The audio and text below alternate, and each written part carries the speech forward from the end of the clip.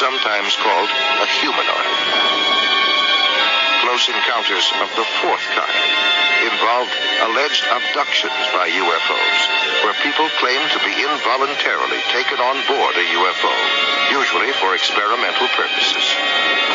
Close encounters of the fifth kind involve contactees, or those persons who claim to be in personal contact with UFO entities, usually through metaphysical or occult means.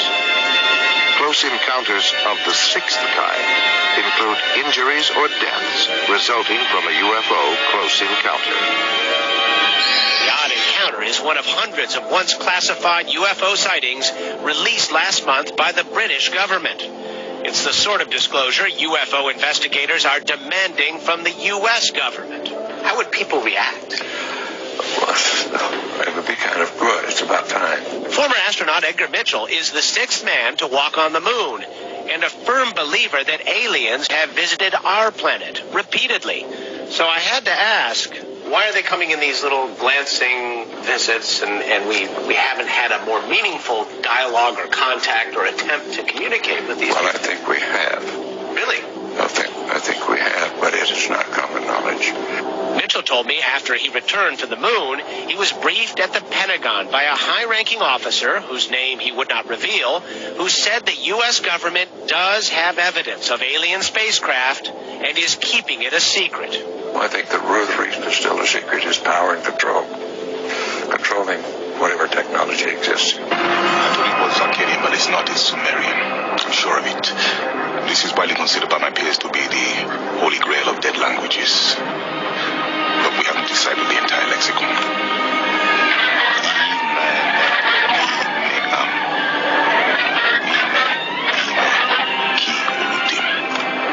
Our creation is the last two words. I'm not sure of the first two.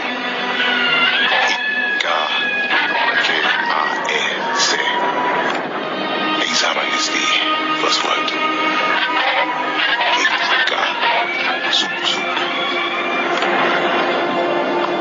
The last word is ruin or destroy. Our creation, examine, ruin or destroy. Ruin, destroy who? It's an incomplete translation. We can't be sure of exactly what's being said. But whatever it is, it sounds aggressive. I'm sorry, but none of this is making any sense. It's a verbalized recording of the Sumerian language. And we're talking about the oldest language in human history, for whatever reason recorded in your room. What was happening? What was being done to me? What is unsettling is that, whatever it is, the vocals, they don't sound, ordinary. Human. Whoa, stop. Okay, let's not fuel any more of these fires. Now, there's any number of reasons for the distortion in the voice. Yeah, I'm not jumping to any conclusions, but her voice sounded fine. The tape could have been recorded over, for one, and part of the old tape could still be heard. No, I don't recycle Maybe tapes. this time you did.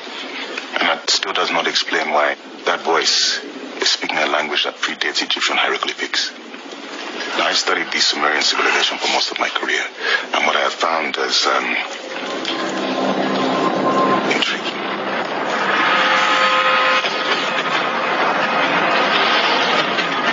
You can go into any Sumerian exhibit and see what I'm about to tell you. Drawings of rockets that look like Apollo launching into the sky. Etchings and sculptures of men in spacesuits and what looked like oxygen masks. But this artwork was created in the 4th millennium BCE, 4,000 years before Christ walked the earth. Genesis, Noah's Ark, to name a few. Both of these stories existed in sum as 6,000 years before the Bible was written. Genesis came from the Sumerian epic of creation. Noah's Ark came from the Sumerian deluge. The alien god legend has its basis, its origins in Sumerian history. You can find everything I described in the museum right now. Alien abduction reports are something many of us have heard of. But is there anything to substantiate this phenomenon? It may seem as though we are passing from the realm of science into science fiction, but this phenomenon takes a critical view to examine. There are many alien abduction reports relating to one another from all over the world. What is the purpose behind this phenomenon? What races could be involved in this? And more importantly, what could the agenda be? Could there be malevolent and benevolent beings out there serving different purposes for the human race? Let us examine this phenomenon in more detail.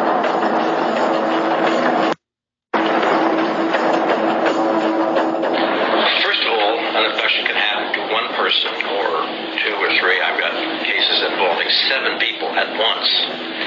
But let's say first the nighttime visitation, which is very typical. Let's say a man and woman are asleep, and the man wakes up. He doesn't know why he's wakened up, and realizes that he's paralyzed and absolutely cannot move. And he's quite terrified, doesn't know what's happening, cannot alert his wife, who seems totally oblivious, sound asleep. We use the term switched off. At some point, he becomes aware of a figure in the room, or several figures. Either they approach the bed, or they're standing by the window, or whatnot. He next finds himself levitating off the bed. He will find himself then floating, usually towards the window. Let's say it's a closed window, and he and the small figures float through the closed window. This is not an out-of-body experience. If he looks back to the bed, if he can see back to the bed, he's not in the bed. He's gone. He floats out the window, and there's usually outside some kind of intense light, which functions as some sort of tractor beam, or whatever we want to call it, and the person and the figures are floated up into the craft.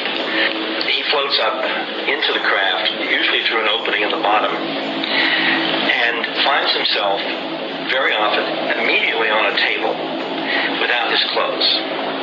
Very few people remember the act of either disrobing or being disrobed. He's on a table, and a series of medical procedures, quasi-medical procedures, then are undertaken. They end up very often focusing on the genitals. If it's a male, very often some kind of instrument is placed around the penis. Very often at that point, either painfully or through some kind of induced climax, a sperm sample is taken. Very often, probes are inserted in the nostril or ear. There are a series of other procedures that happen very frequently.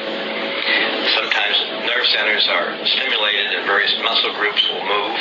We don't know why any of this happens.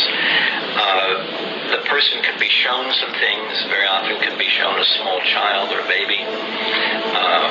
Even men are shown these strange hybrid offsprings. And then eventually the person is returned the same way he came back to bed, often dropped from a certain height onto the bed, still not disturbing the wife, and immediately goes to sleep.